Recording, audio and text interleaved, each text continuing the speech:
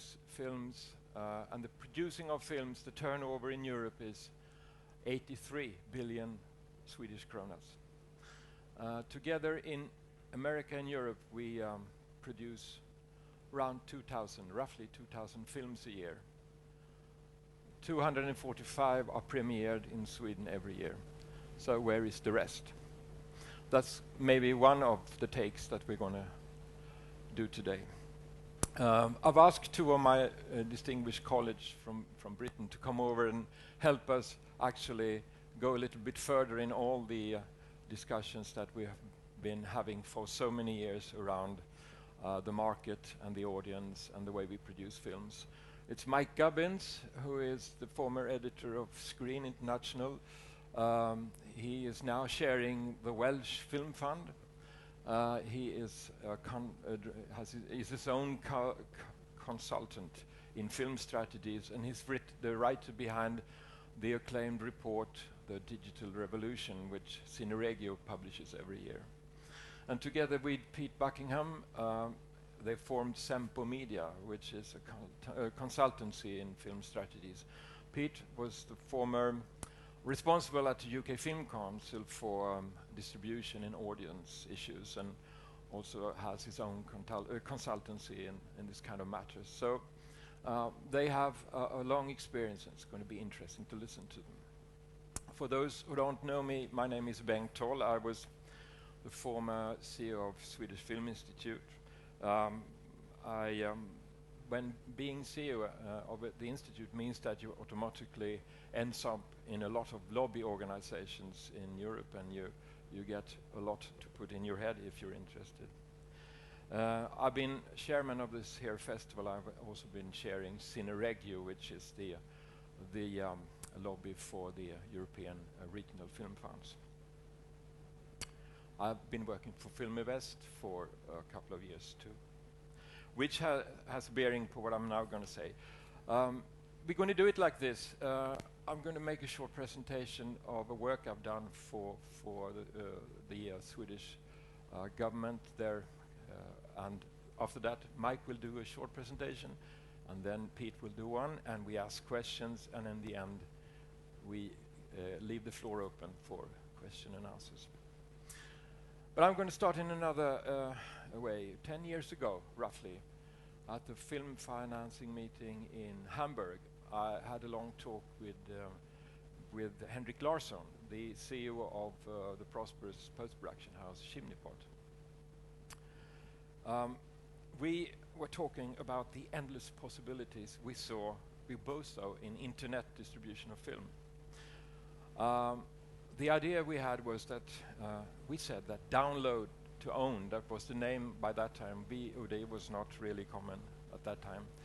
We had this grand plan, simultaneous releases of films in order to reach a wider audience and increase the revenues. And to be able to do this, we set out to do it. We would start to form a way to have simultaneous releases. But we needed a distribution channel. We saw the technical problem as the only problem. The only obstacle was that we didn't have a technical platform to distribute films via the internet. So we created one of our own. We were convinced that the main obstacle and the real challenge was the technical platform and a secure pay system. We solved those problems, and we launched a site called publiken.se. But the real obstacles were something else. There was no one and no interest in simultaneous releases. There were hardly any rights owners that wanted to put the material on the site. We had no films, actually. So we learned the hard way what scarcity means. Each screening window has its time, and the first window is the theater. And nothing has really changed since then, has it? We have 700 VOD channels in Europe alone. Few of them is actually good business, and new films are actually scarce. The digital revolution is history. The transition is over. We are digitized, but the industry is managed and preserved like we still lived in the analog era. The last 10 years has seen an endless stream of seminars and masterclasses in waiting for the fruits of digitization. All these seminars described a maybe future, discussing the problems, waiting for solutions, hoping for change, begging for new policies, and at the same time we've all been watching piracy flourish, and we have been astonished to see the steadily growing audience for films out there on every new platform that's been released since we started Publiken.se. But we're all hopelessly stuck in old models, and it seems lacking instruments. We don't have any instruments, we think, to change the situation. So instead of waiting for what to change, why not explore what can be done within the system that we actually live in, and encourage, for example, role breakers to turn the odds around. All these things we're going to look at today. This seminar is a very provocative title. We say, how can we double the revenues? We say you can double them by understanding and learning about the audience. But there's another take on this too. I've just finished a longer report for the Swedish government's Council for Cultural and Creative Industries. The council wanted to know what was needed to double activities in different sectors throughout the cultural and creative industries. And in my case, I looked at the Swedish film industry. And it's actually no rocket science. It's a lot of evidence out there and a lot of facts and figures to be found. But if you put all these together, it gives an intriguing overview. And you see that it's possible to come quite far within the existing system. Because there is an apparent paradox if you look at film production in Sweden and in the rest of Europe. It is the public funding systems and the public service television that guarantees that films are made, that they are produced. The figures are obvious. We're going to see that later. But it's the market that decides when, where, and if a film is going to be screened. And there is also an unholy alliance between state funders and the market, represented firstly by exhibitors and distributors, that keep the scarcity system vibrant and keep up business models that locks in both territories and windows. Sometimes this is done by law, you know where. Sometimes it's just sheer ignorance, and sometimes it's just tradition. This paradox leads to other difficulties for production companies, especially the not so big ones, mostly specializing in smaller films, art house films, documentaries, etc. Actually the majority of production companies. Even when a film is a success, they will not see any revenues. They will not see any revenues enough to accumulate any resources to develop their next film or to keep the talent on board. Actually, they lose control over the rights. They have to sell them off to be able to go into production. We've done a quick look at the Swedish production companies from a strict business perspective. And it shows that only a handful, or to be correct, 2 handfuls, is capable of financing the development process on their own, or has muscles enough to go to the bank, for example. The rest, and they are the many, are dependent on the subsidy system. But the scarcity system, which present window structure, offers also another threat. Most films, especially to art house films, they are forced to seek theatrical release to get subsidies. And in Sweden, for example, especially the box office related fund, and it even more so in the new agreement. But all figures show that these films get very few screenings, very few screening weeks. They get few and small screens, and they get odd programming time-wise. And that's not strange, because the exhibitors, they know their business, and if you don't have anywhere else to go, which is the fact in Sweden, this is what we have. These films are doomed to oblivion. When they appear in the next window later, they are forgotten. When they are talked about and discussed and rewarded, they can't be found anywhere. And they are like gone, and gone is also the possibility to have any revenues. That is the background to today's discussion. You can either you can agree or you can disagree, but this is interesting facts that we need to take this discussion a little bit further. So I will now hand over to Mike, and after Mike we go to Pete, and then we will have question and answer. So please, Mike. Okay, is this mic working? I bet it's not. Oh, it is working. Fantastic. Just get this in here.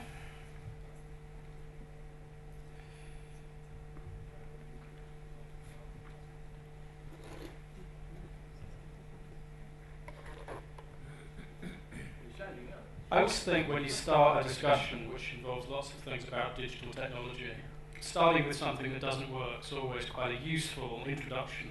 And somewhere in here, there is a presentation. Where has it gone? Here we go. Let's have another go.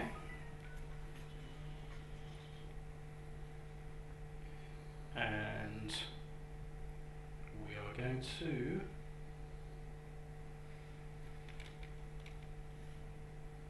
play. There we go. Okay, good morning. Just a quick rundown again. Thanks to Bengt for giving that introduction. I just want to say a couple of things straight away. First of all, I think this is an issue. These issues we're discussing today is something that I'm directly involved with. I do think a lot of the people that you speak to, and possibly even myself in years gone by, don't have to put these theories into practice. But having a film fund, or being the chair of a film fund, gives you a certain perspective on life. And that perspective, it seems to me, is one where I look at the world around me and I believe that we are going through a period of change that we've been talking about for a long time. And I think the driving factor in everything we're talking about today is the fact we're going to have to do this. That's, I think, what motivates people to do things, is that they have to. Frankly, I got interested in film and art house film, like many people here, I suspect, in the days when there was no choice. What got me interested in this great art form was having nothing else on television. We had 3 channels. I remember having this discussion in Sweden and Denmark. You had 1 channel, so it was probably even more easy to come across. There is an illusion to choice, and it's a challenge to us all. But I think that what we're going to try and talk today is how do I get that talent? Is it a film fund? How do I create businesses that actually work? How do I create something so I've got a sustainable flow of quality content in this changing market?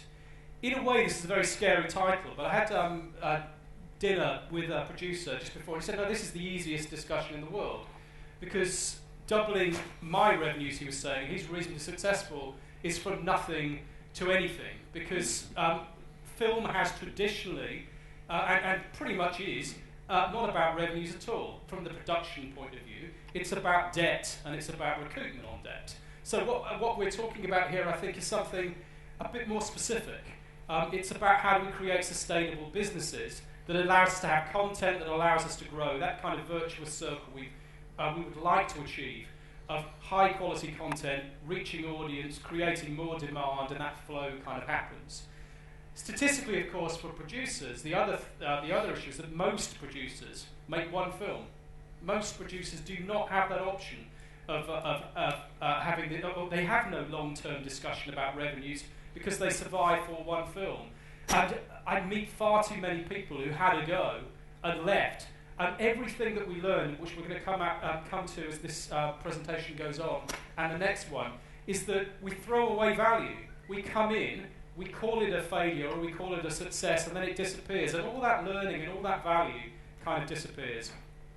So what we're trying to talk about here is there a possibility of us creating a sustainable system where revenues are based on being able to connect with audiences? And I'm going to use different words. This is quite scary. Audiences is what I call a fig leaf cliche, which means it's covering something that's actually quite important. What we don't like to talk about in our liberal arty world is consumers. We like to talk about audiences because it sounds a bit neutral, but we're talking about people and their interaction with content, and that is consumers. however way you look at it, if we believe that we have any reason to talk about revenues, then I think we need to understand that that's what we're talking about. So let's start, if we may just go through some of the facts. I want to spend lots of time with the existing industry, with the problems, because I think we kind of know what those problems are. But I think it's worth running through, because the argument here is that there are reasons why we have no choice. There are reasons why we must embrace these things. So in terms of, we know these figures, in terms of cinema admissions, we're in Western Europe, we have good years and we have bad years, but those good years and bad years that we don't like to talk about are largely reliant on one or two films doing very well. And what we tend to do is to get very excited and talk about Renaissance. The Brits are coming, I remember at the Oscars one year. Last year it was the Dutch film was doing incredibly well, but if you took away the top film, actually underneath that, the figures look considerably less rosy. The big issue for us here is this home entertainment line. Those of you, looks like some of you probably remember, but the 80s, when I was a film student, the industry did die. We do forget that we were at a point, a rock bottom point. And actually what happened in terms of bringing a return to a kind of renaissance of film that we saw was the thing that actually, again we forget, thoroughly opposed by lots of people in the exhibition industry, which was DVD. DVD created demand. It created more ways of seeing film, which translated in lots of ways to box office. We created more of a film culture. But we're beginning to lose that DVD market. And it's going to get worse because the high street's getting worse. And it's as much here as it is in the UK. Or maybe not as bad at the moment. We're about to lose HMV, or at least a large part of HMV, which is one of our main high street sales. But you've seen that Fnac, for example, has gone through all kinds of concerns here. But there is a trajectory which says that we're not going to be getting DVDs from shops in the same way. And that's where a hell of a lot of these come. And what we know, and this is the unfortunate slide, this is the bit that we're all disappointed by. We've had this, you keep seeing these figures of exponential growth in VOD and streaming. But in terms of revenues, it's just not happening, is it? What we're seeing is a fraction. For that to get all the way around here, so it fulfills that gap, is I think it's virtually an impossibility because it's not the same economic structure. So what we're looking at is a world now where we're heading towards a position where rather than most of our money coming from DVD, 3 to 1 probably with the box office on average, that's the kind of ballpark figure. A third of our revenue was coming from box office, 2/3 of our revenue was coming from DVD. Now we're saying it's about 1 to 1 as far as DVD and box office is concerned, and this wonder thing that's coming through in terms of VOD is not providing revenues in the same kind of way. And here's another position here. This is the US here. Now this will change. I have no doubt that we're going to see VOD growth, but VOD growth at the moment does not bring, it's just a different system in terms of bringing in revenues. Now we will see some points. So my first point, if you're a producer, I would be talking to these VOD providers. All of you know, all of you have either heard the rumours or you've been involved already, that VOD is providing minimum guarantees and big money, and you will have heard Univers Cine and others talking about now paying out the kind of money that we used to hear about from film. But this is the position that we've seen in with every kind of mix-up of industry. There'll be tons of competition. And at this time, lots of people will be jockeying for position. They'll want to offer big things to try and boost their place in the market. But you're going to see what you always see. You're going to see consolidation, takeover. We've already seen where Netflix has grown in the US and eaten up its competitors. The price rise goes up for consumers, and as the industry contracts, we see less money. So all of this is reasons why we need to be rethinking. And this is the other one that you will have seen lots.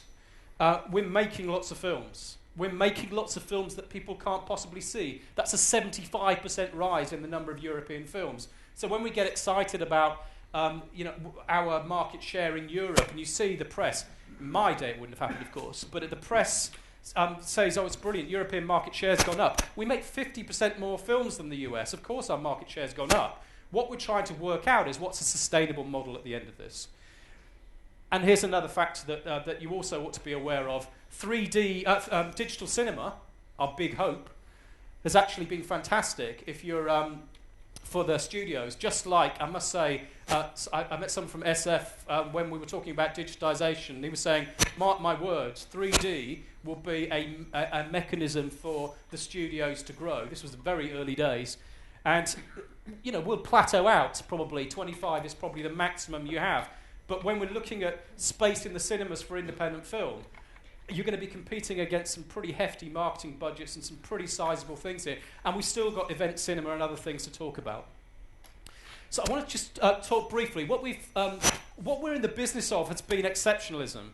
And to an extent, this has worked up to now. Exceptionalism means when it's something like the King's Speech comes on, we after the fact, we end up trying to explain and make it predictable. So whatever happened that we think is good, a big film that we happen to be doing breaks, or you know, something like the King's Speech does really well at the box office, we try to explain it as if it was something which proves that audiences want X, Y, and Z.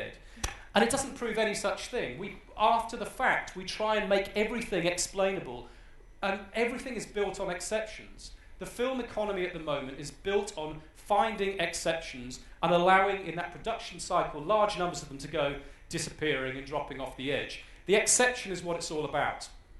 So what we're trying to work out is it possible to move beyond exceptionalism and point to a situation where you can have a sustainable system? That's what we're talking about, where revenues are actually a critical factor. When people say nothing's happened in digital's delivered nothing, well, it has. I was going to put the music on here. I want you to all thank me afterwards. I hate this thing, but Gangnam Style, I know, was a hit everywhere. 1 billion hits on YouTube. We know that there's the whole Stieg Larsson thing. I'll skip through all of these. All of these here. Oh, come back. Oh no, I don't want to see him again.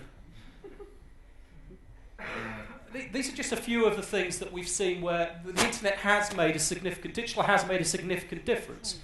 We've seen, I'm not going to go through them all, but you know the policies, you know the way that the app market has been working. I had a queue around the block to see Phèdre shown as an event in my cinema, queuing around the block of a small town where you can't get people to watch art house film for love nor money because it was supposed to be a live event. So what we're seeing here, obviously this is a discussion point we keep coming back to. I could get every Ingmar Bergman film on YouTube currently for free, half-decent films. If you're looking at that, Hollywood no doubt have taken that down.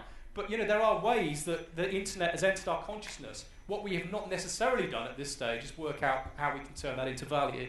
So we'll skip through this. The digital, what we're looking at is trajectory here.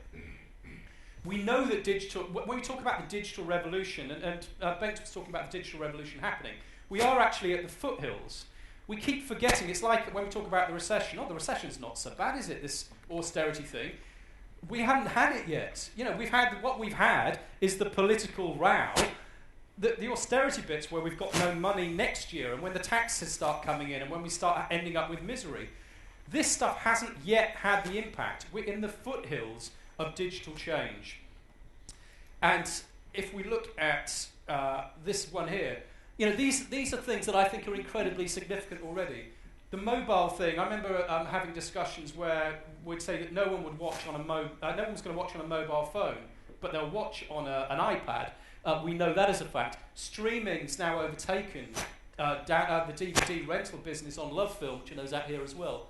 I think smart TVs incredibly significant, because what smart TVs are going to do, 30 to 40 million, we're going to see smart TV, everyone will have a smart TV. But what smart TV does is when we are flicking through, we don't know whether the content we're getting is coming from the internet or it's coming from our TV service. It's an extremely important thing, because what we're hoping for and what we should expect is that we will see people needing content. We've seen it with HBO, we've seen it with Netflix, we've seen it with others, which we'll come to in a moment. People need content for this world that's coming up. So the content providers, I think we need to think about how we can work in that world. So here's what I think, if we were looking at revenues as a business, if we treated this like a sustainable business, how do you make revenues in a normal business, in a business that hasn't got the same public subsidies in? Well, you cut costs. I have to say that as someone who reads tons of scripts now in terms of a film fund, I still think the fact that our budgets have not changed significantly while the technology underneath has changed is something that ought to be addressed. It seems like everyone now, every script I read, someone's put some money in for some CGI. You know, we seem to be making films without necessarily using the technology effectively to reduce those costs. But cutting costs is something which, clearly is a business outside of these other issues that I think we've got more control over. Eliminating the competition is going to happen anyway. I don't think we should expect over the next few years. I look at the when you speak to independent distributors and you speak to independent, some of the sales agents, you speak to some producers, I think there'll be talent that will go off and do other things. I think when you look at this assumption it's going to keep rising, we've seen already that some countries, as soon as they cut their subsidy, the number of films being made goes down. What I want to make sure is that the best talent, the best ideas come into film. And I think that's something where the elimination of competition, which will happen automatically and probably will increase revenues, actually becomes something which we rethink. It shouldn't be about I'm in competition as a producer. It should be, how do we create a community, a set of businesses that allows us all to grow, in which case that becomes unnecessary. So quickly here, the concentration we've always had, as we heard from Bengt a second ago, is how do we increase reach? All of our energy has gone into how do we increase reach? How do we technically make sure that we go out to other places? How do we get over the borders? How do we become global and international? How do we use the internet to get more people in? That's the dream.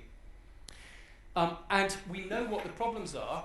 We'll come to in a moment, but the problems are that our business structure doesn't allow us really to increase reach. And what we're going to be talking about today is that we're obsessed by the numbers without an understanding of who those audiences are. And we're not a volume business in that kind of way.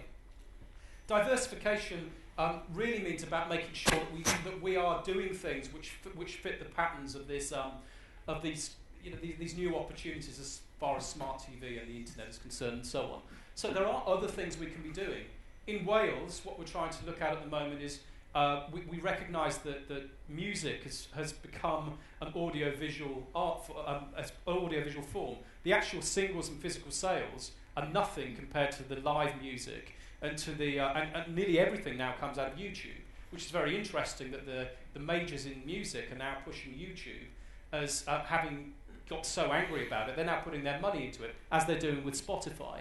So diversifying means, how do I get the skills and ideas that we need to build up, get them involved in other things? We're looking at some advertising stuff. You might think that's bad. We're going to work with third sector, charities. We're going to work with charity structures and get people to constantly be making films that are going to be seen and see whether there's ways of increasing that just engagement and activity on the diversification front. Marketing is what everyone's doing at the moment in terms of reach. Every seminar you go to now has got someone standing up telling you how to do social media. But to me, this is what my daughter, when I tell her about it, my 12-year-old daughter, she calls this a duh issue. And a duh means, well, of course, why wouldn't you? That's like putting a telephone in your office. Or, it doesn't... somehow you go to these seminars and you'd think that you stick up a Facebook page and you get 500 followers and you've got a hit. It's never been that way. It never can be that way. And at the moment, we're not yet using the evidence, the tools that actually gather these things together that allow us to turn data that we're gathering from these relationships into actual market knowledge. We do not understand who we're dealing with as producers because there's no incentive for us to understand who those people are. The value chain puts a gap between you and the audience. So I can have a discussion this morning with someone running a TV channel in another part of the world who's here to buy. And for him, he's got to work out how to get films that his audience wants to do. But none of that's feeding back to the audience. None of that's feeding back to the producer. The producer's a million miles away from this. So a producer does not have the relationships that you would need as a business in order to make sure that market knowledge actually is working for them.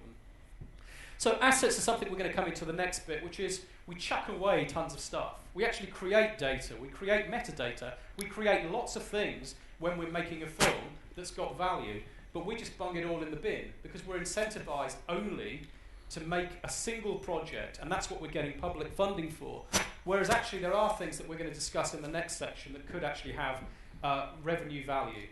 And the last bit, obviously, is this cooperation thing. I think we're obsessed by each other still. I still think one of the worst things, and we're not going to get into it too much here, but the whole Windows discussion is as if the only competition in the world was between exhibitors and distributors and about those kind of times, whether you watch at home or in a cinema. It isn't. You've got 24 hours in a day. Your competition is with the internet. It's with games. It's with 1,000 other ways that I can spend my time. Partnership, cooperation, and of course there are, as you know, in this area, the rise of the super indie in television, mergers and acquisitions and working together. We need, sometimes scale counts. So I'm going to skip through these last ideas, but as in terms of production, we're trying to work out what it is we can control. Obviously you control what you make, and at the moment I think this is essential, that what we make, it is not finding the lowest common denominator and pressing a button. It's not, data does not tell you exactly what people want. What it does is allow you, in terms of art, for example, it allows you to find an audience for your work. So if you take, if you look at the art market right now, some of these blockbusters, these big blockbusters are not just Manet and Monet. It's actually big artists who found their way to an audience without compromising their vision, without doing something entirely different. What they've done is realised that in order to get their work out to an audience, they need to actually understand who that audience is. And that's the theme today. Just skip through these last bits. I just want to leave you with a couple of points. One is this digital world we're in. This is our economic problem. This is what our traditional industry does. This is how it works. It's not that it's, I'm not saying it's a good thing or a bad thing or a right thing or a wrong thing. This is how it works. It works on windows and borders. That is the business model. When people say, oh, can't we get rid of the windows and the borders? Well, this is how traditional business has always worked. It's top down, it's involved with rights, and it makes sure you sell something specific for a region, for a cost, for a specific time.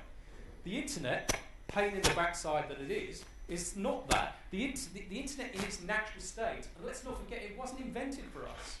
When people say, when's digital going to deliver? Digital isn't a thing that you're waiting to live up to its promise. It was never for us. The internet's been picked up and used by audiences in their own way, but that's what it's about. It's about immediacy. It doesn't have borders. It is democratic. It's about access. That's what it is for. It's not its fault that we haven't worked out a way of making this work.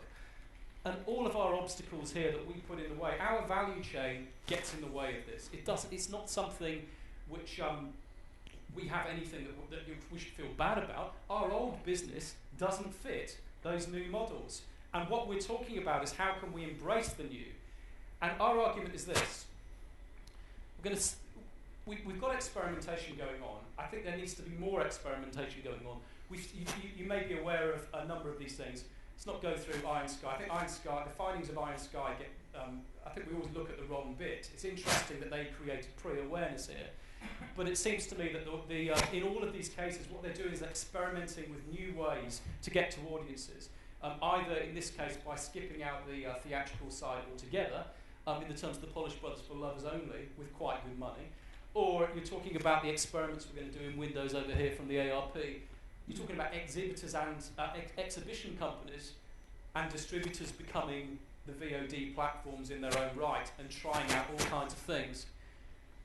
House of Cards is going out just on Netflix. It's premiering on Netflix. Of course they're going to call them the shots in terms of Windows. Pulp over here is a British film that's going out on Xbox. So you've got all of these different factors are all coming in at the same time. So I'm going to just leave you with two thoughts. One, pre-awareness has become something that I think we need to be thinking about, and we'll talk about that in the next session as well. Original film is making less and less of this gap here. It's making less and less original film. Nearly everything is based, including European films, as we see over here, is based on people knowing the book, knowing the TV programme, knowing the material on which we're basing our remakes. If we want to increase original content, we need to focus on marketing. We need to focus on how do we go about creating that pre-awareness. that's something I think that public sector has a lot that it can do. The same, this here again, we throw stuff away. I think the public sector can be supporting this. Governments and institutes can be supporting this by making sure that the lack of transparency actually, which I don't know. I as a figure, we just put something in, it goes out into the market. I've given it some money. I have no idea how it did. I have no idea what the findings are. It disappears. This, to me, is if I could draw from the public sector details of the audience. I could find out transparent, honest information, rather than going to seminars where someone comes up and says, I've done a transmedia project, it's made loads of money. Well, show me. I can't show you, because we're not going to prepare to give you that information. You're going to hear, you only ever hear from people who have a vested interest in not telling you something. So what I'm saying is the audience data is something that we can be involved in. If the public sector can find a way to provide information into the business, and those businesses focus on those end audiences, I think we can do amazing things. And I'm going to leave you this last slide. I've got this, I talk about the active audience a lot, and the active audience is something that the internet's created. And what the internet has created for us is a world in which all of us as consumers expect everything tomorrow. It's not true that everyone is, I don't want to spend loads of time, I don't spend loads of time on Facebook and Pinterest and all this stuff, apart from on a business way. But this whole idea is that there's a homogenous audience. And I think what we're seeing here, I think you've just got to bear in mind that when you understand audiences, this is something that a group called Forrester is doing. Everyone is telling you to concentrate on the inactives and saying nothing's changed, or these groups that do all their big Facebook pages and upload content. It's actually a small number. So if people are telling you that all you've got to do now is ditch film, forget the cinema, and go for this whole new transmedia experience, a whole world that you've got to change, everyone's interactive. No, they're not. You can still achieve your vision with your film, but it needs much more focus on the audience, which is what we're going to hear about next. Okay.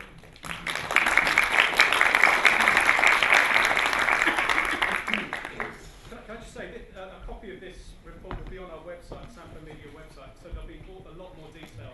Feel free to download and comment.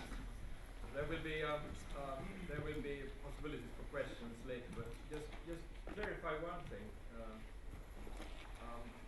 You're talking a lot about what the public sector maybe can do,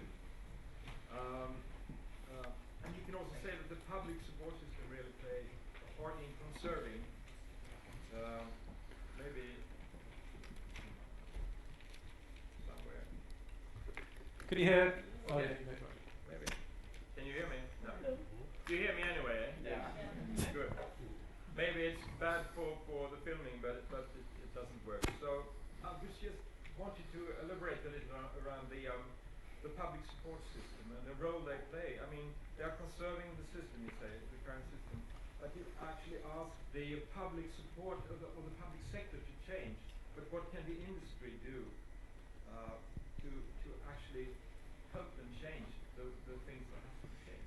Well, I mean, obviously, I'm now running, or I'm involved in a public sector body, so I'm looking at these things, and I understand this discussion completely. What most producers, this idea of the big strategic thinking that's what people want to do isn't true. Most producers just, if they get their film made and no one else, there's nothing else going on in the world, no one really cares about the big strategy. I want to make a film and I want to make it now. I think what the industry needs to do is to allow the public sector to have the discussion and the debate and put some facts and figures into this discussion. I think it's what the public sector can do better than anyone. In my area, what I'm going to be doing is insisting that if we're putting funding in, then I'm afraid you're going to need to start reporting back. I'm going to expect details that are much greater than we've got at the moment about how those audiences are working. The industry will get benefits. It won't necessarily see it straight away, but to me that's where I think most things will work. If the industry realises what value is being put in by the insistence that they actually share their data, share their ideas. But you know, in Cannes this year, or last year in Cannes, when Audiovisual Observatory had its yearly meeting, there were a lot of complaints about the lack of statistics and the lack of transparency within the industry. And it's actually the industry itself that doesn't give away enough of what their own findings. If they don't do that, we can't mix that, but the public sector has. Well, I think a lot of money, as we talked about at the beginning, is going in. I think we are in a position to actually make some demands. The lack of transparency is a big problem, but actually that's what I'm saying is the way that the system is changing, the way that the world is changing around us. At the moment, there is a layer between production and audience that ought to be a lot more transparent. It ought to be a feedback loop where what's happening over here comes back over here. But at the moment, there is that we've got a gap, we've got a barrier, and we need to be incentivising, I think, producers and encouraging producers to get involved. But who's going to close that gap? Who will take the initiative? Well, I think in the sense the market probably will, to some extent, because I think that there'll be a whole lot of change. I think digital cinema potentially could be a very big change. And at the cinema, where no one's looking at the moment, because at the moment digital cinema is very conservative. But if I'm setting up a digital cinema, which I am, I'm very interested in what control I might have on what gets shown. So you might find that the distribution layer and the sales layer actually does begin to have to change because the market just isn't working that way, and people may choose to bypass it. I just don't believe that producers, as you get told now and again, producers and audiences should, you can bypass that layer. But I think that there will be changes in the distribution layer, which is all about making money out of this digital world, and I think that will change the dynamics. One last question for Pete. I would say that to be able to be sustainable, or production companies to be sustainable, they actually have to produce more. And there is a talk about overproduction, but I mean, if you don't produce regularly, you can't do anything that's getting better or improve anything. So, what do you say if I say that we need to produce even more films? Well, I've got a slightly different argument. It's something I am experimenting with and can fall flat on my face, which is what we need is people to learn how to make films that people enjoy, people watch. I think they need to hone their skills. I think this internet world and this changes, the smart TV I was talking about and so on, there are ways of doing things that don't need to be films that are then that gets shown on 2 cinemas and at a festival and then no one sees until it's on DVD. They can be optimised. There's ways optimised for the internet. You might make the short film world ought to be in a period of growth because you ought to be making something which is made specifically for this new world, maybe seen on television, but diversification should allow you to experiment. But then we're back to the public support systems that actually are driven everything towards the big screen. Well, I believe that the big screen, and this is my point, I think the big screen, and we'll see here in the next bit, I think there's an anti-theatrical thing going on at the moment. I believe in cinema in theatres. I absolutely believe it's the optimal way of seeing it. It's an art form that was made for the cinema.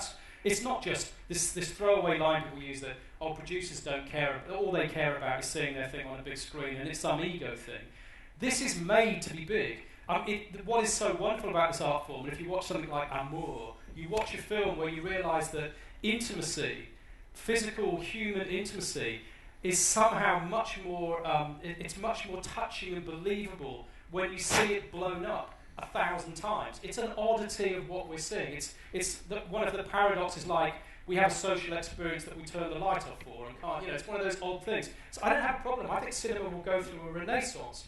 It's just you cannot allow, it's not everything up to the point of seeing it on a big screen should be open for discussion. If you can make things that aren't for the big screen, stop making films for that you want to be that big but are going to be shown that big. Why not help us make films that are that big, and whilst learning skills which will allow us as companies to grow, and then allow us to make feature films as part of a diversified business. Put pressure on the public support system then to have more diversified systems. I think you have to start asking whether only theatrical and only the existing means of getting to theatres, that's the only way that we will allow any substance to go in. I think if we're trying to build up businesses, I don't think you should just give businesses money, and we've all tried that in various public sector things. Just say, well, let's support the business. Let's give tons of money to a business and say, you get on with it. I don't believe in that either. I think there are ways of subsidising work which helps a business to grow and helps a business build the audience that they then take on into theatrical work. All right. Thank you. Pete, it's your turn. Okay. Oh, yeah? Good.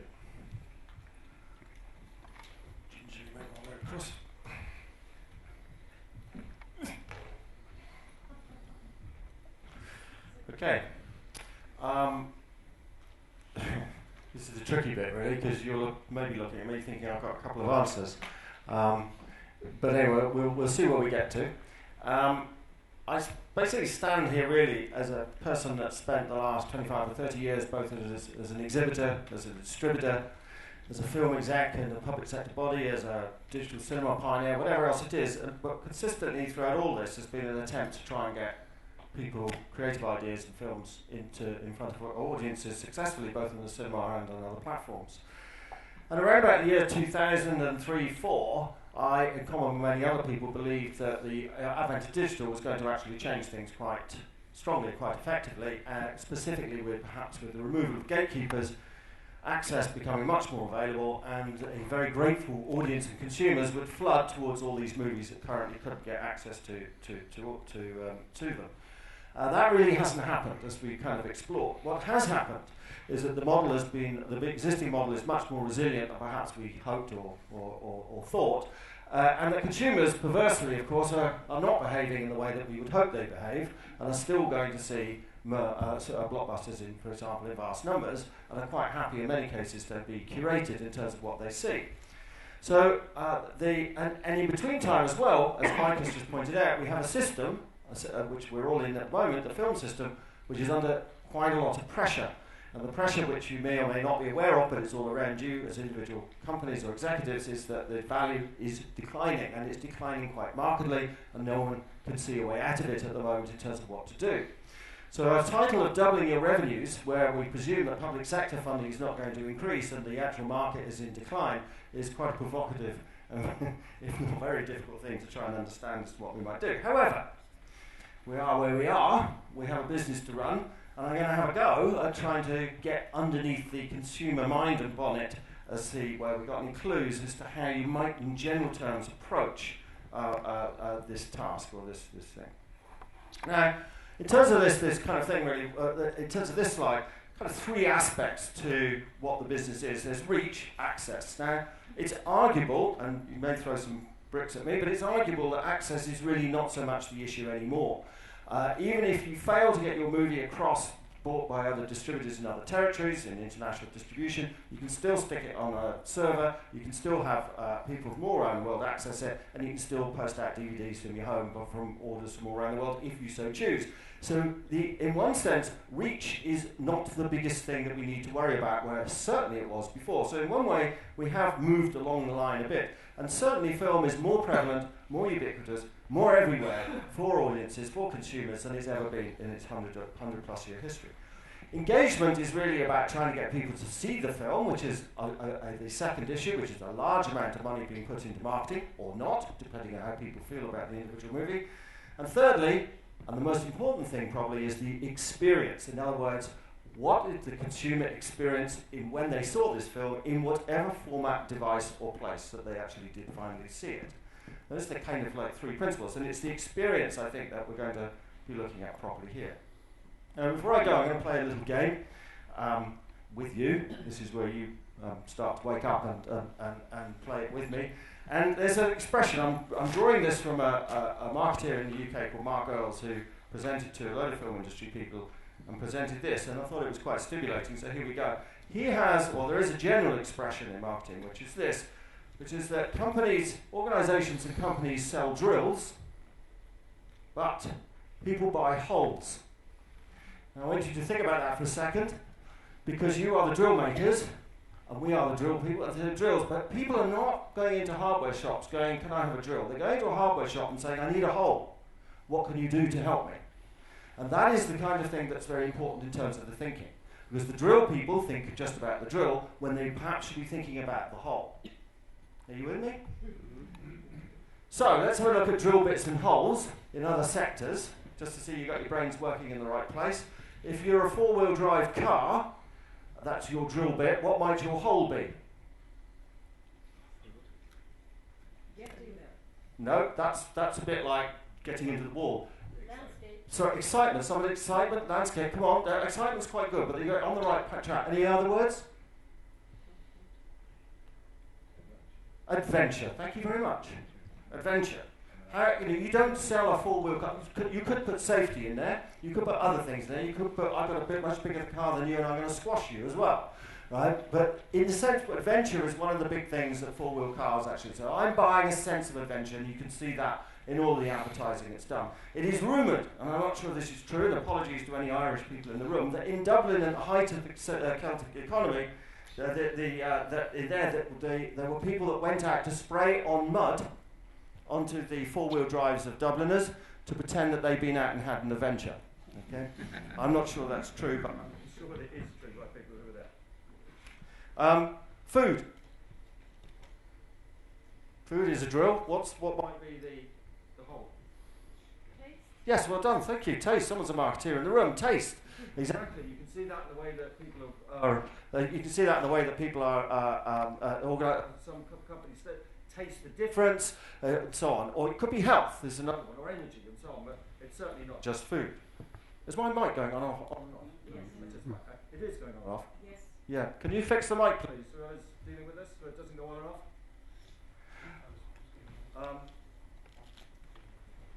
Sorry, hold on.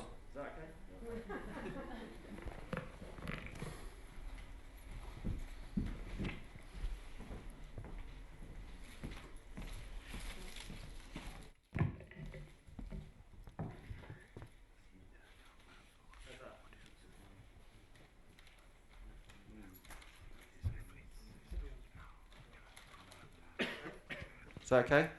Is that better? Okay, fine, thanks. Okay, so soap. Please don't say clean. Soap. Come on. No. Yes, thank you, beauty. All right, you don't wash yourself to get clean, you wash yourself to be beautiful. Computers, this is slightly harder, but there's a big clue right in front of me. Computers, I don't just buy a computer, what do I buy? Lifestyle. Pardon? Lifestyle. Yes, what sort of lifestyle? Oh, come on, look at me. I'm smart. What else am I? And what more am I? Well, what's Apple mean? No, it does not. No, it does not. It means, come on, what all you in the room are? What is your business? Creative. We're creative people. If you buy a Dell, you're a nerd. That's a nerd. You're a person. You're creative people. That's what computers are at their best, okay? All right, and finally, underwear. This is easy. Thank you very much. Okay. So, the reason why this is important, and the way that the mindset is important about this, is because that there are underwears out there that are not sexy or don't pretend to be sexy, and they're bought. And there are computers that are not creative, and there's soap that isn't beautiful and just cleans. But if you're going to be above the soap, all the other soaps, you need to have something different that says to your audience, this is not just a piece of soap, this is not just a drill, it will actually fill your hole, which in this case is I want to be more beautiful. Okay? This is one way of thinking about your movie. Because, and let's look at film in general, if the drill is a film, then what is the hole that the film is trying to fill? In other words, what is it that people are actually buying from us? Now, the interesting thing about our business is this. Most of the value that we sell is not actually a physical product. And the physical product, which has been the only physical product, which is DVDs, in sell-through or in acquisition and stuff, is actually declining in importance and numbers. And that's actually a kind of consumer area anyway, where people are moving more into the sense of experience and the sense of ownership, even down to like car sharing things and things like that. So film is actually, ironically, at the forefront of stuff, because in the cinemas, the only thing a person buys is actually a ticket or a piece of popcorn. It does not buy the film. So we're already in the mood and in the space where we should be thinking and are thinking about, well, what is it that people are buying from us in that particular area that they're watching the film, let's say, in the cinema? What is the thing that I am trying to give to them, and what is the thing that they want to take away with them? let's have a quick look and see what that might be. In another massive piece of research, and I do a lot of talks to producers and filmmakers and distributors and so on about why consumers go to the cinema and see what film. Crashing all the way through what is an hour and a half, like rather brilliant, may I say, but very demonstrate a presentation of research, it ends up, one of the things it ends up is this, is that actually there are 4 ways of looking at the way that consumers look at are wanting to see films and what they're trying to get from movies, or perhaps what they don't want to get from movies at certain times. And there's no doubting that uplifting, glamorous, romantic, escapist, optimistic, and life-affirming assets or aspects to a movie is what people want in the vast majority of cinema goers. Other kind of things become slightly more difficult, but they're still there, like unflinching, uncompromising, emotionally raw, also known as amour. If that's not emotionally raw, I don't know what is. Schmaltzy, moralistic, sentimental, patriotic, and parochial. Maybe more American traits in certain things. That's things that people may not like. And what they really like is things like knowing and clever, amoral, wicked sense of humour, unsentimental, that kind of stuff that at its best independent cinema, think Tarantino for example, will deliver. Now, so those are the kind of like things that maybe give you some idea what people are looking for. And if you're interested in mapping your own film, that's where you should be. In other words, if you're going to be unglamorous and gritty, try and be as unsentimental or wicked sense of humour as possible. A good example of that is a recent film in England called Sightseers, which is I would put into that kind of like quadrant there. Anyway, I throw that in to give you a kind of like a clue in certain stuff. But there's something else as well.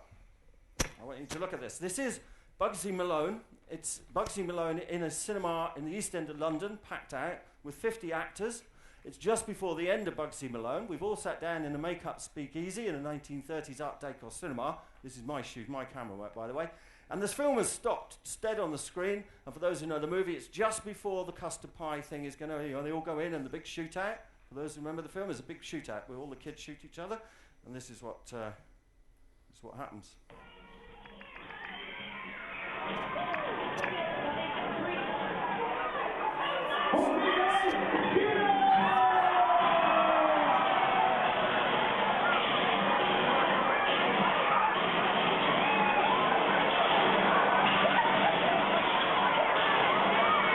So there you have the audience throwing stuff at each other. It's happening on the screen, and it's happening with the actors in the cinema itself. Now that, in my book, is called fun. And when was the last time you had that much fun in the cinema? And that's not quite a facetious comment.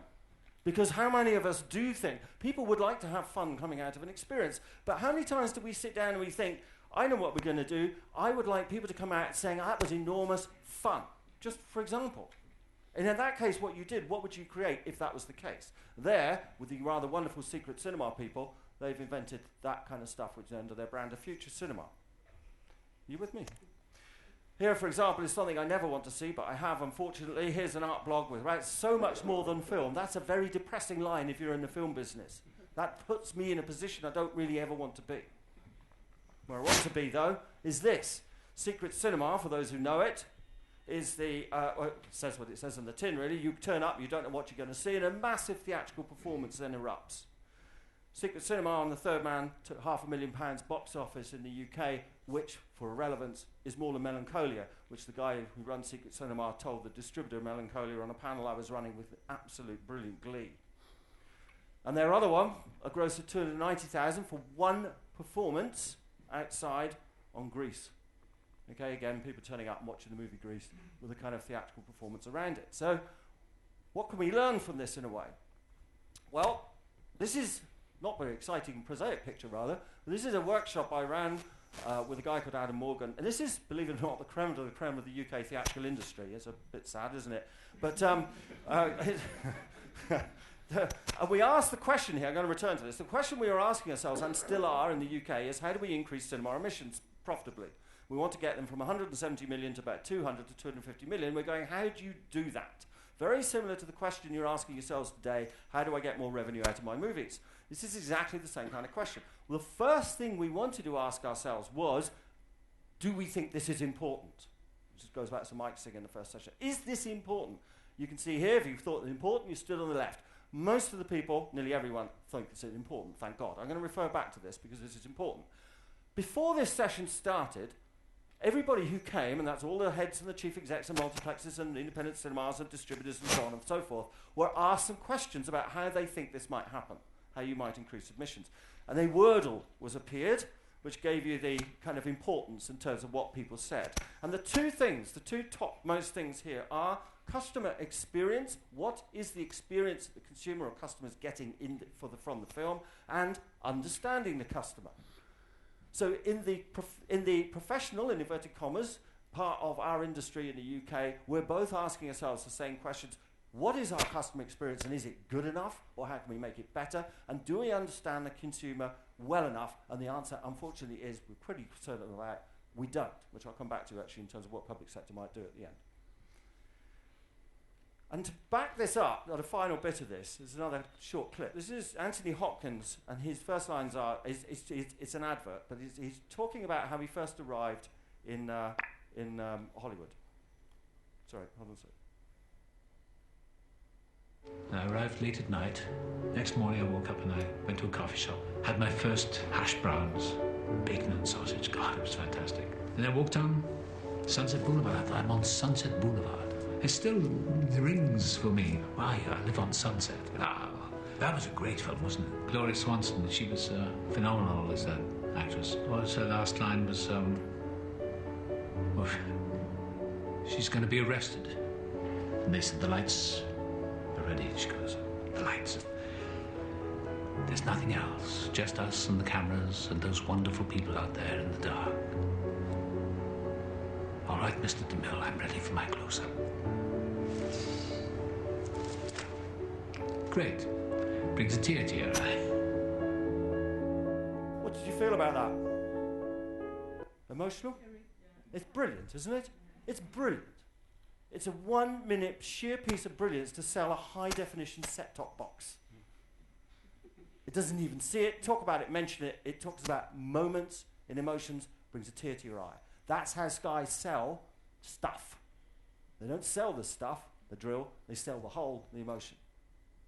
Okay? Without that emotion that you can sell or thinking about, you're already in the drill world and you're going to have a bit of a problem convincing anyone they're going to impart from their money and time to do it.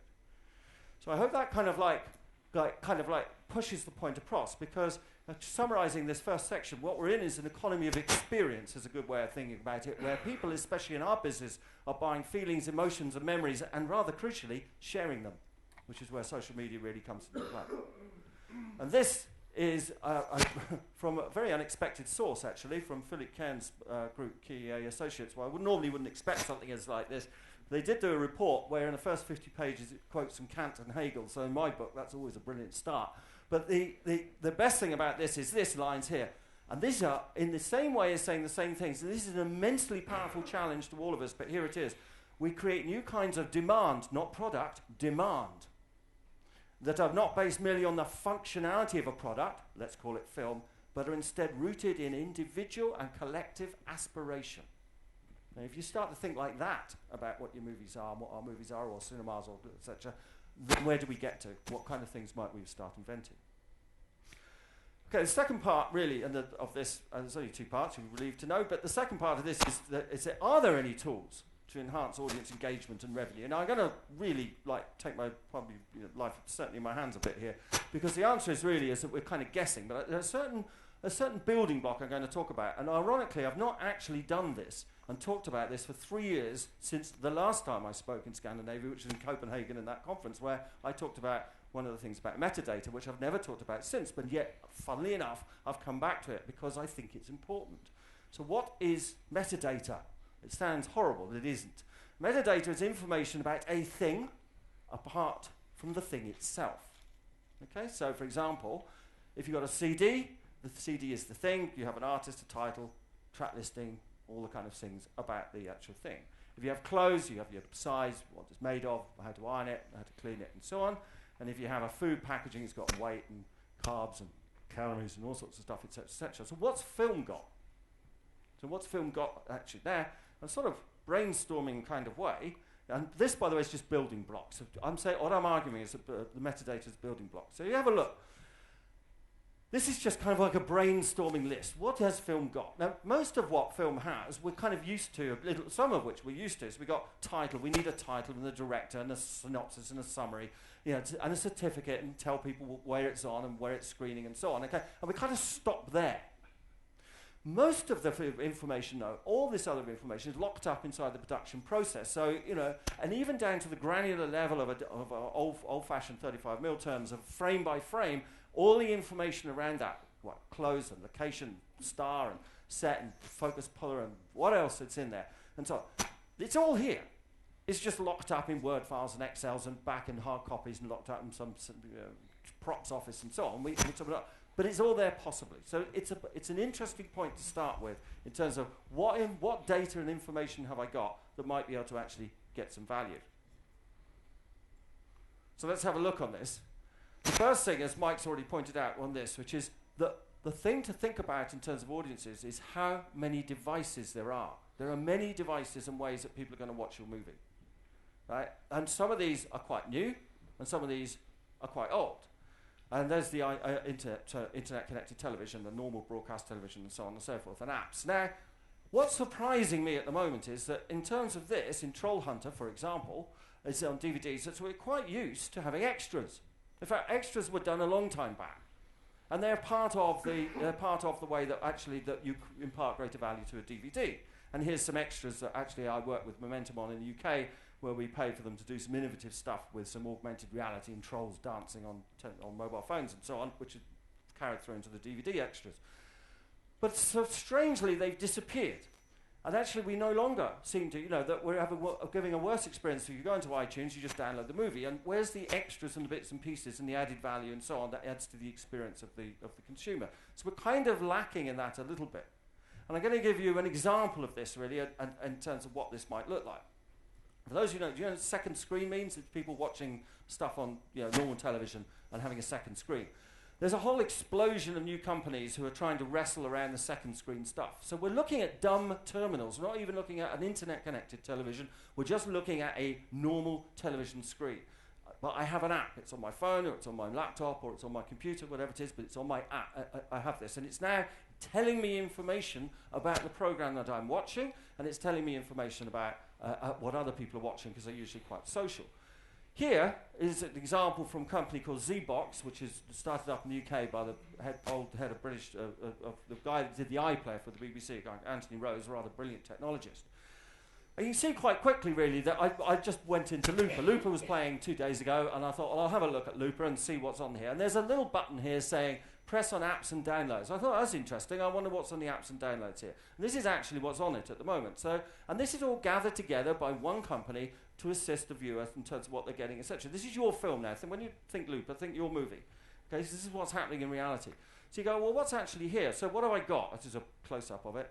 So I got, okay, I can buy the DVD. Well, that's quite helpful to me because it's my film, but it's unlikely you're going to buy it because I'm already watching it on television. But even so, you never know, it's a help. Okay, so what else have I got? It was sort of inexplicably, there's, well, maybe some stuff to do with the cast, and I've got something in The Expendables 2 I can buy. It's not my movie. Pulp Fiction I can buy. Not my movie. It's got nothing to do with me. What else is on offer? Sky Movies. No help to me at all. And another Sky Movies app. But in my new world, I've decided that I'm going to get some extra value. I've gone back to my metadata, lumped it all together, and I've created an app, right, which is now on sale here for $9.99. I don't know how many people are going to click on that and buy my Looper app, but my Looper app's going to give them a hell of a lot more stuff than they're just going to get from watching it. And, by the way, they're probably watching it for free at the moment, possibly, depending on what channel they're actually watching it on. So maybe they even will pay the $9.99 for this. So that's just an example, really, of using your metadata as a building block and looking and thinking about the platforms and enhancing the consumer experience. I could give the app away, by the way, or I could do lots of different things in there. But at least I'm on the page, and it's not being on the page at the moment. Now, there's a reason why I said there's an app, and there's a reason why I said $9.99, and this is the last example of this and something to think about. In the UK, there's, I don't know if you know the poem, The Wasteland. It's an iconic poem by T.S. Eliot, written in, I think, in 1922. It's dead, defunct. You can't get any more money out of it. It's finished. You can buy it on the internet. You get it on the internet. It's words. It's like copied easily. It's not very long. At the most, you can buy it in a book. You want to give it to people by Faber and so on. But Fiona Shaw the actress, did a live performance in a music hall about 5-6 years ago, which ironically I went to for a peculiar reason, and so it was okay, it's all right, it wasn't, it's all right. And then last year they produced an app. They produced an app for the Wasteland, and they charged it at £9.99, £10, right? For the Wasteland. She's reading it, and there's some there's metadata, all the metadata around the Wasteland was bunged into it. His original notes, other annotations, all sorts of things, etc. It's actually a major hit. I can't get the numbers. And by the way, just before going to the numbers, here's a book, again Faber and Faber, again a book called The Solar System, also done an app. I have got numbers for that. Okay, so here are the numbers. I think, from my sort of contacts in the industry at Faber and Faber, that they sold about 20,000 of those at £10 a piece. That's £200,000 gross revenue for a thing that was dead in the water in terms of revenue thing. We do have numbers after 3 months of Solar System, which is £500,000, $800,000. That's serious money in books. Books that actually theoretically are also in decline, apparently, and also anyway, poetry and T.S. Eliot and so on, how do you revamp or push value back into it? So by innovative thinking about the platform or the device actually, and by using the metadata or information around the film, they've built an enormous amount of new value. Because I don't know if you think, but I think that's quite considerable amounts of money. So to summarise, and that's the end of me, and we'll throw it out to discussion. Right? I think to help, there may be 3 principles, and now we can discuss it. One is to understand the consumer's emotional and experiential needs. What are they wanting from you? That's the hole to the drill. Secondly, think about the metadata as a useful word, as building blocks to value. There's a lot of stuff that might be around in your cupboards that you might find that might not be of interest. And when you do that, think about adding value across all the different devices where consumers will watch your film. Okay, thank you. Thank you.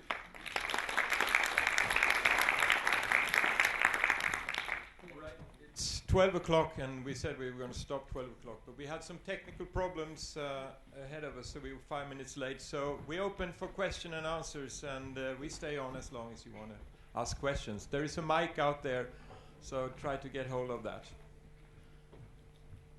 Okay.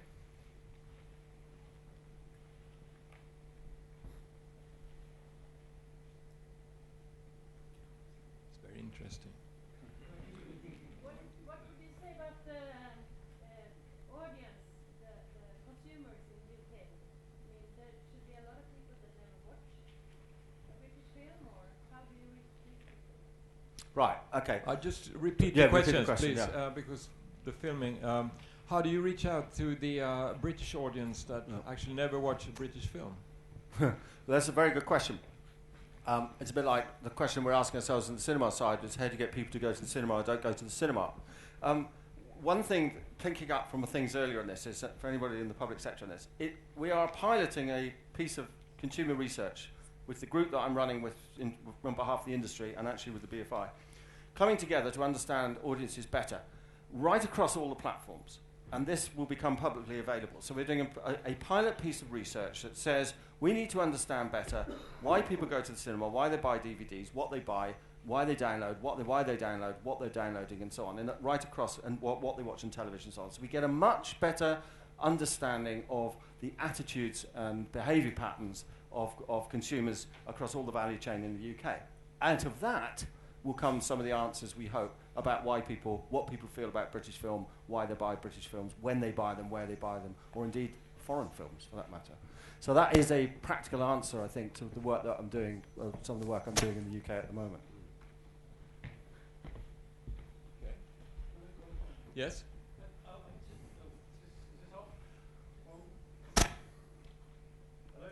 Can you hear that? Oh, right, good. I just wanted to make one point on, because we've used Amour as an example, and I think it's kind of also describes what we're talking about here. One of the things that happened in Amour in Bristol, which has got a very innovative cinema there, is they invited in the Alzheimer's Society, and they invited in various old people's groups who were coming into the cinema. And the emotional experience at the end of it actually is the reason why I think Amour is absolutely... And I'm in the same situation. I've got a father who's terminally ill. You know, you're at that stage where you're thinking about age. I found that a very uplifting film, and so did they.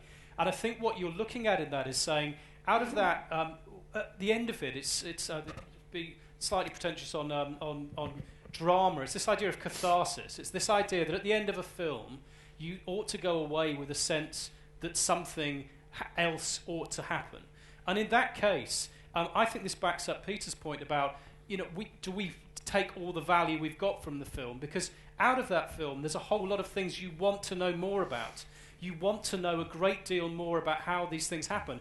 I would have bought anything really around that film that kind of gave a sense of Haneke's kind of view of these things. Maybe it ties into all kinds of poetry or other art forms that actually look at the same kind of thing. But I think the assumption here is that at the end of a film, you shouldn't just... we're saying that value comes of not just letting it drop and disappear. That if you could find ways to exploit that value that comes out of people watching something and wanting more and wanting to know more, and that's where we're saying that, I guess that's the public sector role after this, coming back to your point, would be it's about making those connections that at the moment there's the commercial leap from producer to audience. And what we're saying is there's actually quite a lot of way of making that feedback loop work so that you actually have whatever else is being created and encouraged to be created feeds back into that film and other films and creates value. But actually, aren't you asking a lot of the producers that actually the distributors and sales agents should do? Is it the new times actually means that producers has to engage in this? Is that what you're saying? No, I'm saying that I believe that there will be a change in the distribution layer, but I don't think it's about distribution disappearing.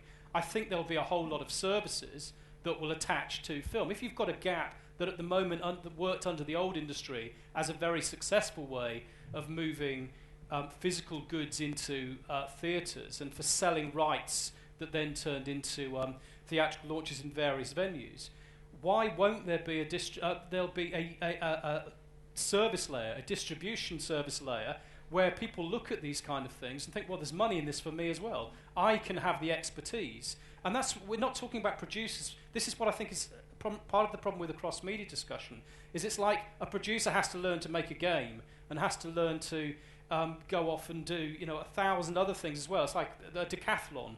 It was hard enough doing one event, but now you've got to do 10 events. But what we're talking about here is expertise that I think could be encouraged into the system that would allow producers, just as much as the public sector might provide a data bank and a database that you could draw on, it also maybe there'll be people who come in and say, well, I make apps, I make this kind of thing here, I could be doing deals here that could actually produce value and revenues. All right, any more questions from the floor? Yes. Could there be useful alliances and durable alliances between advertising agency, game developer, film production company? What do you think of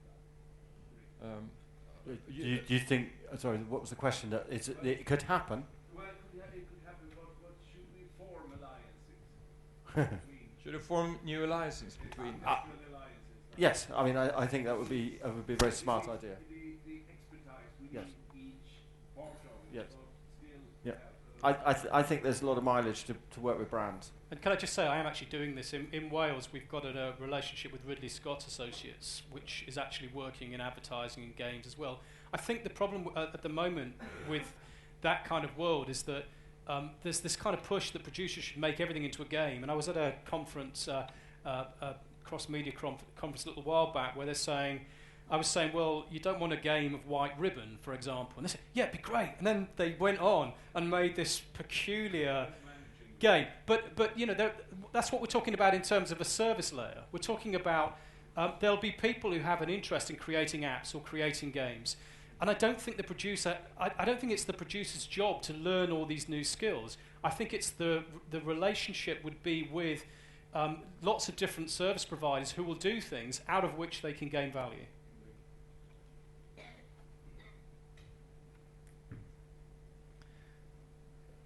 You're talking very much, you were saying that three key aspects are understanding the audience, using metadata, and creating added value. But isn't something that's already existing there that people are using is marketing? And isn't that really where people should improve their knowledge? So you mean it's already existing? Is it really existing? Well, yeah. I mean, it is the golden thread, as you might say, that runs everything through. Yeah, I'm sort of saying that as sort of a given, really. I mean, of course. Yeah.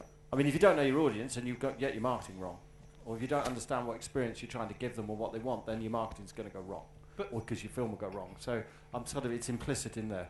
But there is a slightly different point here.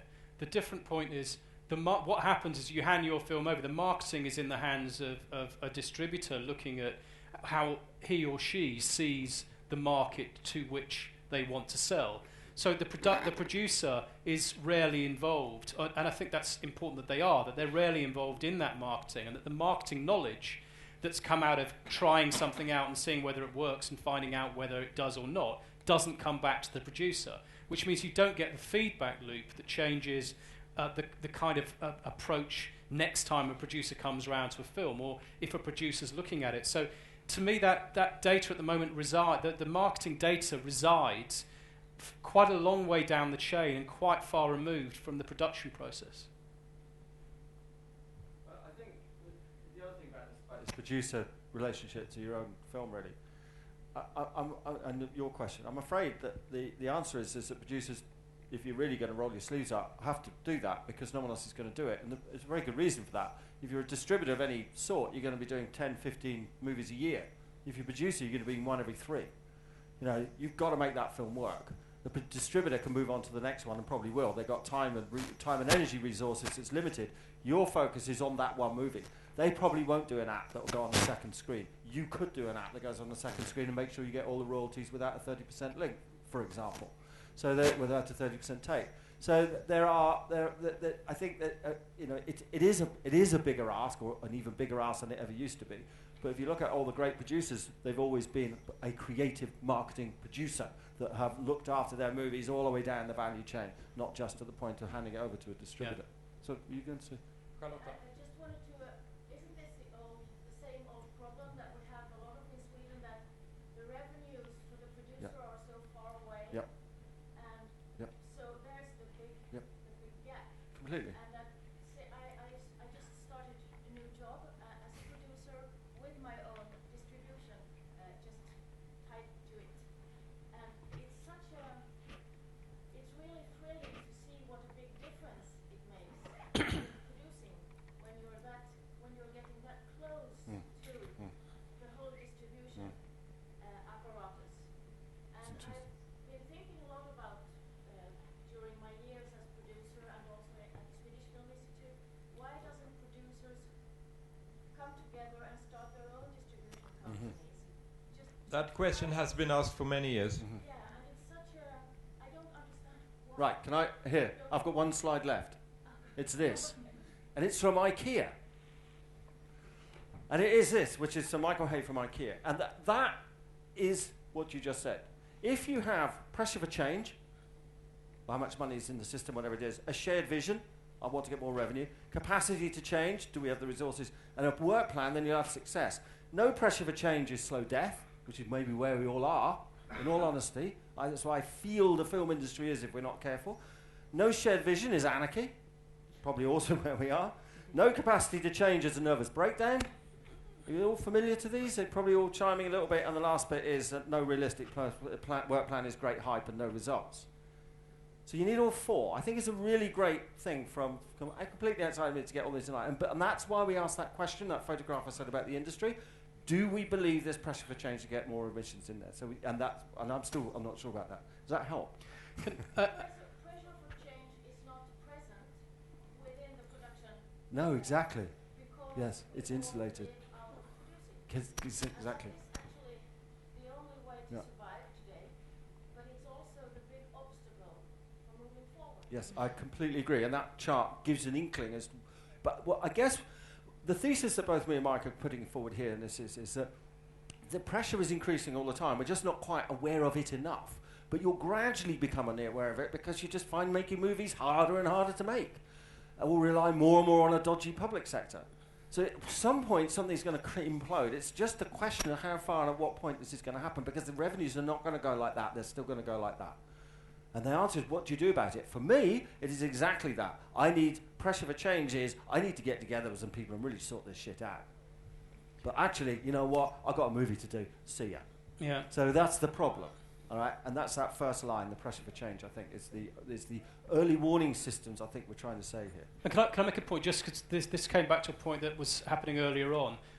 You asked what will happen in the industry. I think closing up the disciplines is something that's happening all the time at the moment. So it's obvious if you're a producer that's involved in distribution, and a lot of those super indies that are putting out these great Scandinavian series, you know, they're part of they've got control over the whole structure from production right the way through. I'd say if you look at when we, you know, thankfully we haven't had a Windows row, but when you look at Curzon, Artificial Eye, which it has distribution and it has exhibition. So because it has those two things together, it's got an interest in VOD and getting the stuff out of them, making those revenues. So any time, I think the industry and the industrial, as this pressure for change grows, I think you will begin to see new industrial structures. I think what we are talking about is encouraging and making those possible to actually work. But what you're talking about is absolutely right. It's how can you make a link between content and audience?